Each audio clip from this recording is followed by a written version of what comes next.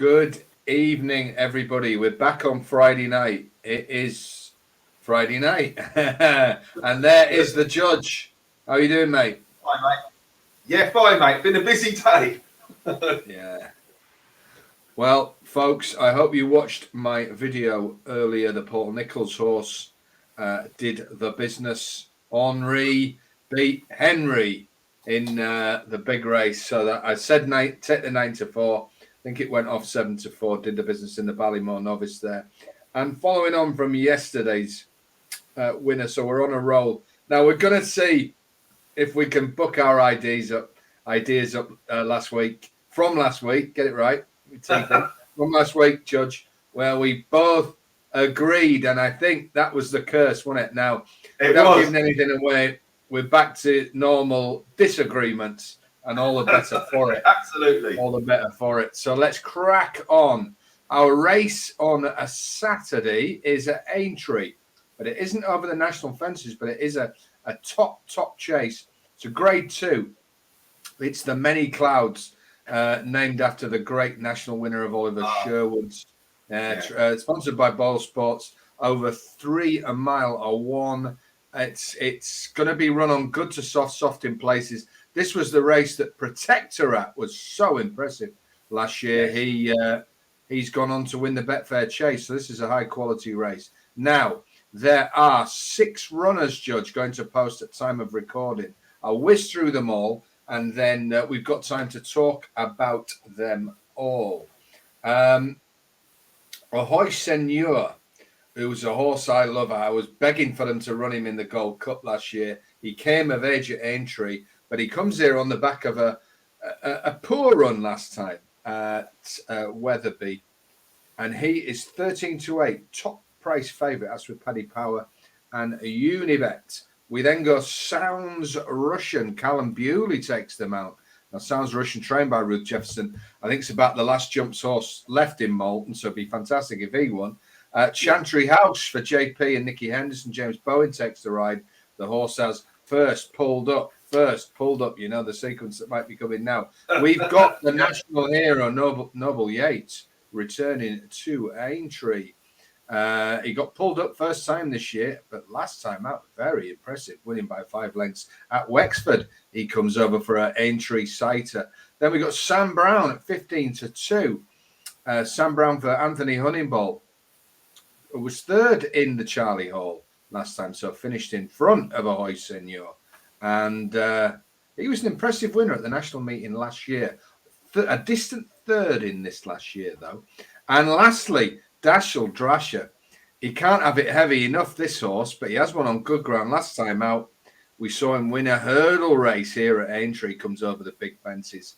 He's the outsider with a lot. And at 12-1, it's Dashel Drasher we will start with. Now, this must be one of the toughest horses in training, Judge. He's 9 now. He mixes 6. He's won 6 times over hurdles. He won a bumper, and he's won 4 chases. What a horse to be involved in. He comes to the plate every time. Now, he may not be the classiest horse in this race, and I don't think he's going to win tomorrow, but he will be the bravest horse, and he will have a right go at it from the front. Can we give any chance to this brilliant dual-purpose horse, Dashel Drasher? In the nicest possible way, especially at his price, I'm going to say no, but I love the trainer. I love the horse. Well, the jockey's pretty good too. The Scotch stable's one of my favourites, actually, from a few years back. It's nice to see they've got a few good ones again. Gone to Lunch Days. Do you remember them? Yeah, great horse. Oh, yeah. So, it's lovely he's got another great horse here, but I just feel he's a little bit outclassed in this race. He'd give it his, he's going to give it his best shot, but I just don't think it's going to be good enough in this quality of race. Look, if he wins, you'll be going, it's going to be a battle.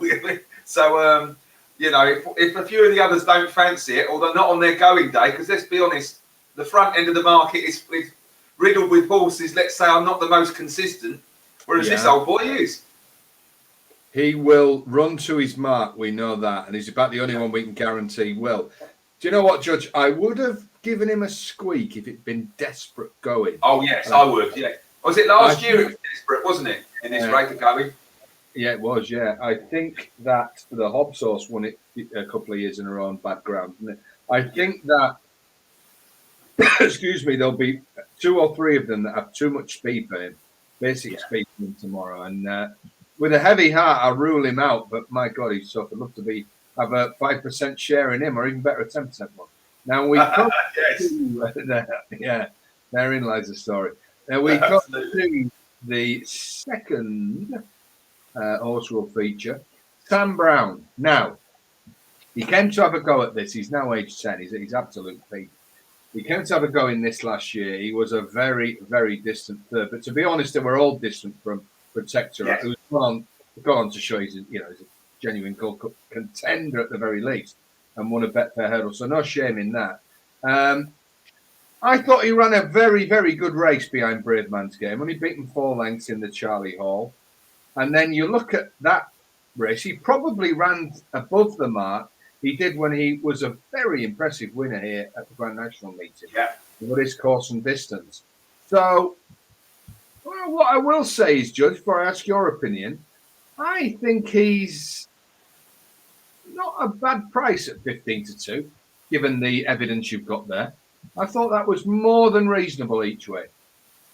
Yeah, I think it probably is, mate. If I'm honest, I was kind of expecting to get sort of 10 to 12s, if you're not in my own mind sort of set. But when you start analysing the race itself, and the fact is he's actually coming on the back of probably two of his career best runs. He is 10 years old, but he does come to the party in quality form. And look, I wouldn't be surprised if he did run his race, but I won't be tipping him. But he's one of the ones I think will run well. Yeah, and I obviously think he's been aimed at this. Yeah, I think he's going to run a good race. But the fact he's got good course and distance form is always good at any course, I think. Well, it is, but this is a course where I think it's double points for me. Now, takes some jump in the Mold Bay course, doesn't it? I think it's actually harder than the national course now. It's a tough course to jump, and it's a tight course, and it's a quick course. It's not unlike Haydock. It's very flat. They turn a lot, and you've got to get into a rhythm here. It'll catch you out. Yeah. And you see horses clobber one, and they don't recover. They lose their stride. Yes. It's one of them courses. So and the fixes are quite stiff here as well. You do clobber one, you clobbered it. Oh yeah, particularly that back straight. Yeah. Now a horse with a real Aintree pedigree, it's Noble Yates. We can't get a better one. He's rated on 158, so he's second.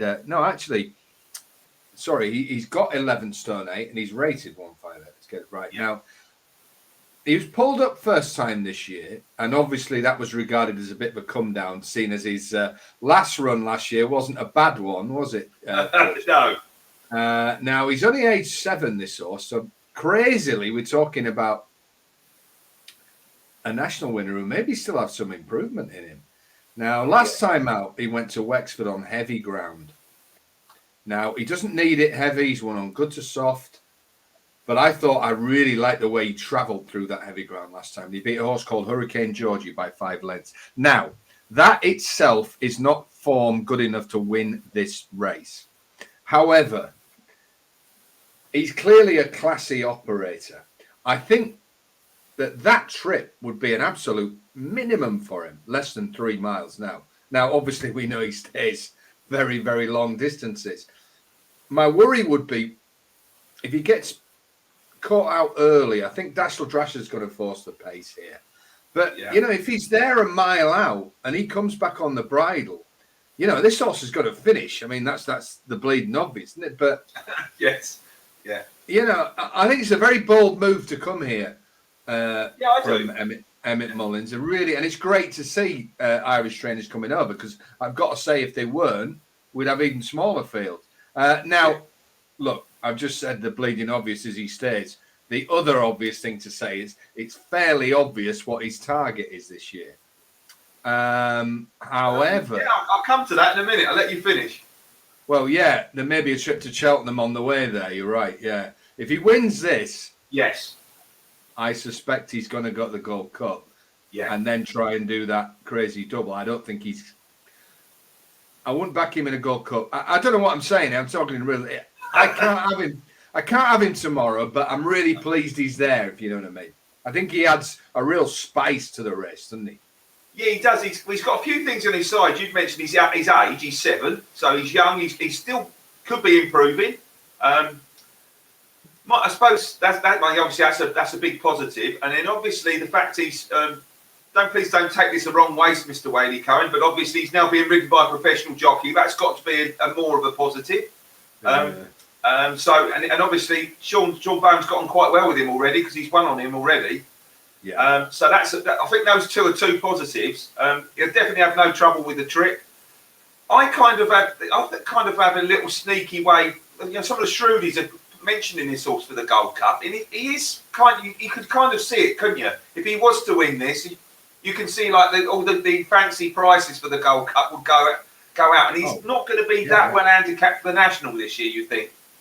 So he's sort of a bit of left field one, but I'm going to sort of take him on just because of last year's run, where Ahoy Senor absolutely, beat him easily, giving him weight last year around Wetherby, and I thought he got outpaced quite quickly then. But you could look back at it; he was getting himself handicapped for the National, with beauty of hindsight.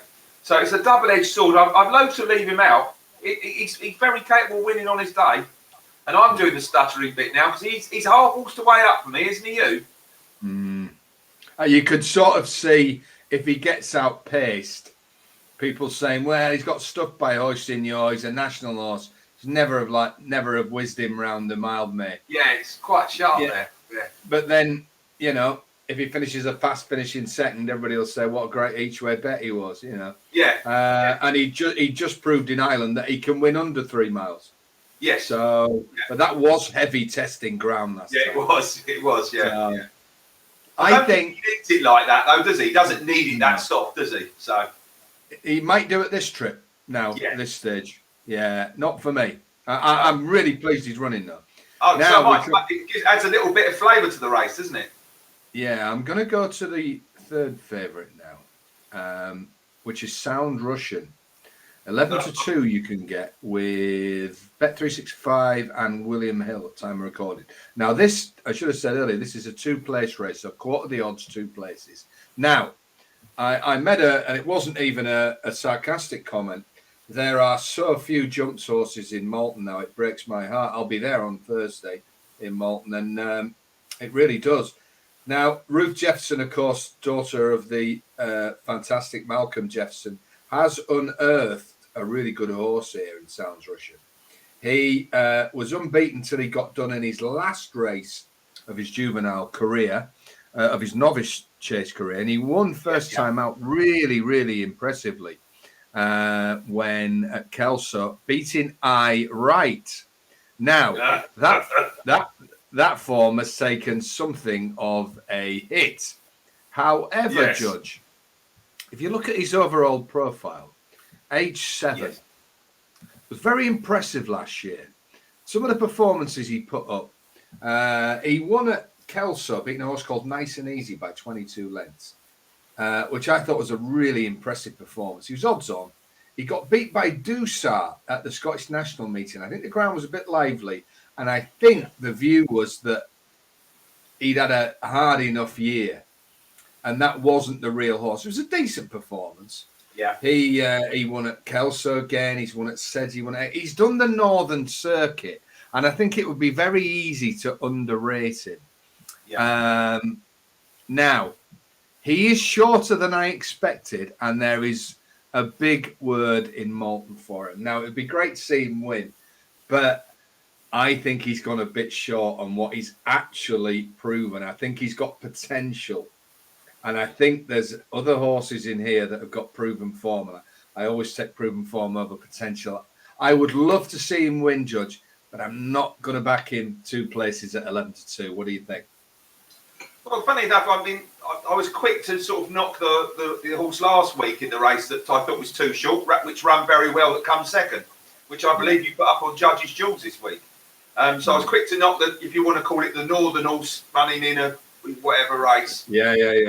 So you can quickly sort of do this, but I like you. I'm surprised this horse isn't 10-1 really, and even though he's progressive, because I mean you've got a Grand National winner who's bigger in the betting, who's actually sort of been already running some decent graded racing, if you want to call it that. Fair point. And Dashel Drusser's won a Grade 1 at the end of the day, even though you could argue it wasn't the strongest Grade 1, but it still won one. And Sam Brown's obviously been running in Grade 2. This horse obviously been running in handicaps, with all due respect. I think, look, it's progressive. I just think he's too short. I mean, if he won, I can understand it, but I can't back a horse like this at that price. So it's too short. Totally on value basis. I couldn't back it. Sam Brown is double the price, and Sam Brown is proven in a really competitive handicap, this course and distance on this ground. Yes. I cannot see how he is twice the price of this. I agree. Now, what price would Dusart? I mean, they can say he was over the top, but Dusart put him in his place at Ayr. Well, I wouldn't be backing Dusart to beat these. So no, not yet. No, on that, but I'm not. You know what I mean? We've got to look at what he did. I love Aintree, but he didn't exactly frank the form last Saturday, did he? He didn't do us a favour last week, did he? No. So not for me. However, I'm going to be even more unpopular in Malton than I already am, which is an achievement. And I hope on Thursday to be apologising to the team at Jefferson's if they are in the boozer. Now, and I'm sure they will be. Now, we come to the top two. This is where we have the old Jeffrey Wheeler difference of opinion. Absolutely. We're going to start with my selection, folks, which is number 1, Chantry House. I said earlier that he has form of 1 pulled up, 1 pulled up. Well, I believe that form sequence is going to continue, and I think he will win tomorrow here.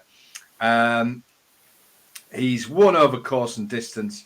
You've got to understand that when we look at his form and go, 2 pulled ups, the races he's been pulled up were fairly good races. Now, one of them was the Gold Cup. Now, that day of the Gold Cup, the Henderson horses, 2 of them, and Champ, they drifted like mad and ran like absolute drains after about 50 yards. So I'm going to put a line through that. The time before he'd won at Cheltenham, he won the Cotswold. He beat Santini. He beat Aintree. Now, Aintree last year was a very different model than we saw. He beat Cauto Rico. He beat Simply the Best. I thought he was really impressive that day. The time before that, he pulled up at Kempton.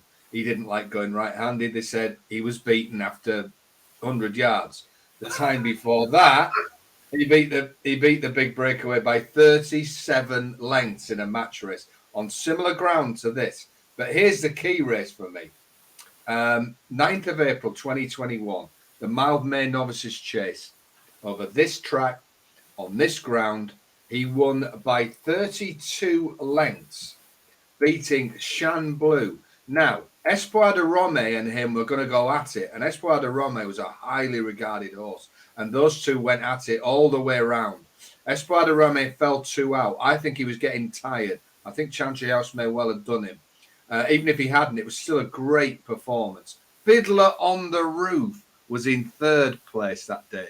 This was a really impressive run over course and distance. Now, what do we know about this horse? We know that when he turns up, he's extremely difficult to beat. Now, he's also had a recent wind up. I've heard he's working the house down.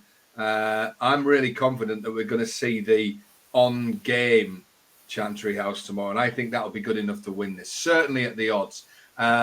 People say pulled up, but the favourite ran a stinker last time as well, and he's 13-8. This is 11-2. First price with Bet365. Breaks my heart to go against the Hoy Senor, but I'm going to have to do it because this is just too big a price for me. If he's on a going day, we know he likes the course. We know he goes on this ground. He's had a wind up. He's working well. I think tomorrow he'll win this, and I think it's a massive price. So Chantry House for me. How he can be the same price with all he's achieved as Sounds Russian, I do not know. But there you go. I'm not doing the prices. Now we cut your view on Chantry before I bring you on to your. Yes, well, let's get the positives out of the way. He's had a wind up, which could make a big difference. He is a Grade 1 winner, for goodness sake, because that does put things into perspective in terms of, with all due respect to Sounds Russian, it is the same price. But this horse last year, for me, was 4 terrible runs within reason. It was awful. I tipped him up in the. I'm ashamed to say, for the King George. He was beat after 2 jumps. Irrespective if you came right-handed, left-handed, you can't get beat that early. And he was beat that far in the Gold Cup as well. Literally 2 or 3 jumps, he was beat. They were 2 shockers. Obviously, they're pulled up. He won against Santini. You must remember that race. So, I mean, that was painful viewing. That was, he landed on nearly every fence and jumped it like I don't know.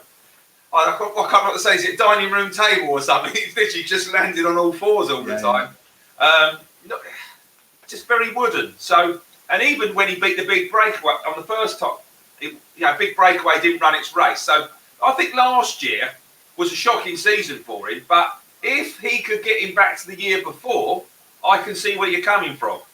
I mean, that Aintree run wasn't quite as good as it looked at the time because, with all due respect, Espoir de Rane hasn't done a lot for the form. When you start looking, Chamblou went off like a lunatic, I think, in that race and that hard run. It sort of fell apart a bit. But he won at Cheltenham the time before that, so he's a dual Grade 1 winner at both the festivals. So if he comes back to that form, I must say he will be there or thereabouts. This is not the sort of horse you're going to go each way either, is it? It's a win only model. No, I should have said that. It's a win only. He's either going to win. So, for me, it's strange, isn't it? Some horses you warm to and some you don't. I suppose I really went against this horse after the bad run in the King George, and I haven't looked back and I couldn't believe how. I think what didn't help the time after when he actually beat Santini, I was on for a nice bet in that particular race. I mean, Santini ran all right in the National, but let's be honest, it wasn't the Santini that comes second in the Gold Cup, was it? So, price-wise, I can see where you're coming from. He's not for me, though. I don't like the horse. Right. Well, we know one horse you do like, and it's one I like. This is purely about prices because of the way he ran last time. Yeah. It's the Jolly. I'll let you go first. Ahoy, Senor. At a best price, 13 to 8, as we record. I kind of actually think this is a good price. It's when you take favourites on and you, because I do, so I nearly always take favourites on. But I'm looking at this horse. This horse, when it's got left-handed flat track, is an absolute monster. It's 2 from 2 round Aintree. It's won 2 Grade 1s. It beat Brave Man's Game in the novice hurdle round here, and obviously it won the Grade 1 novice chase last year. Now that is some form as well, which I will come to now. It beat Fury Road, who's come out and won a Grade 2 since, admittedly only just, but it won. And Long Press, who won the handicap of 164 last week, and Brave Man's Game, who won the Charlie Hall. So that, as form goes, without doubt, in my opinion, that is the A star. That is the benchmark where we're looking at. So that run, obviously, we know he can do it. He obviously, like I say, I've mentioned the 2 Aintree runs, but the run round Newbury, I thought he was very impressive. He jumped really well round there in a Grade 2 last year. Another flat track, left-handed business. He was disappointing. I can't dispute that. He was disappointing where Weatherby. Bearing in mind he'd won there before. So exactly. I will speak as I find. So but I'm just looking at the price there. He was 11 to 10 to win that race, to beat Brave Man Game. He was very well fancied. So hopefully something comes to light. I can't believe they would be popping him out again quite so soon if they didn't think that he wasn't right. I believe this horse, he does like the whack one. If he puts in a better round of jumping, less clumsy, I think this horse is going to take the world of beating. And I think this horse deserves a chance in a Gold Cup. Obviously, if he doesn't win tomorrow, I think it's very unlikely unless it comes sort of second or third, close second or third, you won't see him there. I think tomorrow is sort of D-Day for this horse. I don't know what you think. So I think if this doesn't actually run its race tomorrow, it could be a funny one for the Stayers Hurdle because he has got an engine, this horse. Oh, I wouldn't say that as a bad shout at all.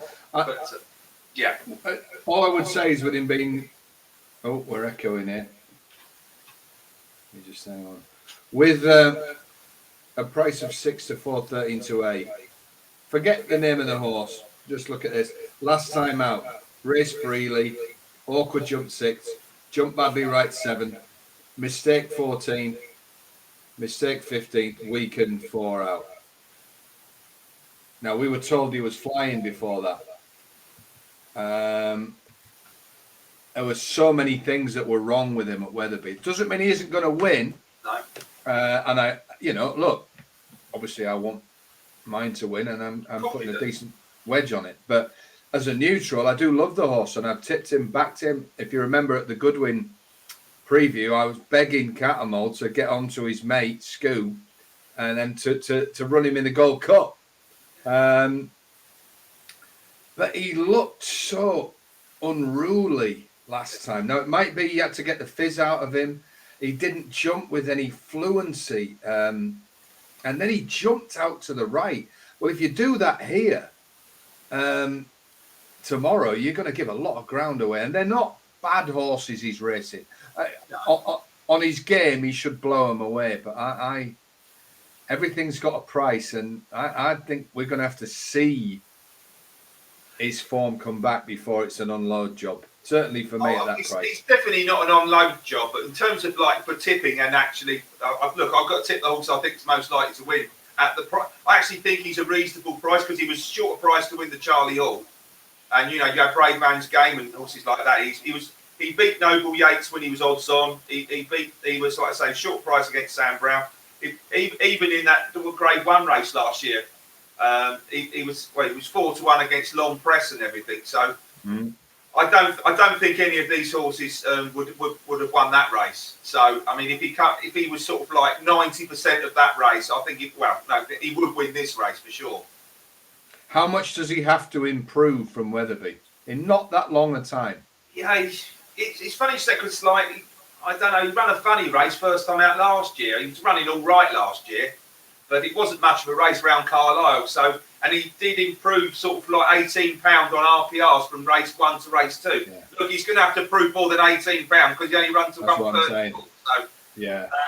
Look, I'm willing to take a chance. I would have a nominal win bet on him. I wouldn't go to war like some races. I'd have a nominal win bet on it and enjoy the race for what it's going to be worth. Because there's going to be some interesting moments because you've got your horse jumping like a crab and mine jumping out to the right. It could be entertaining. We should be taking them on with the way we're talking about them.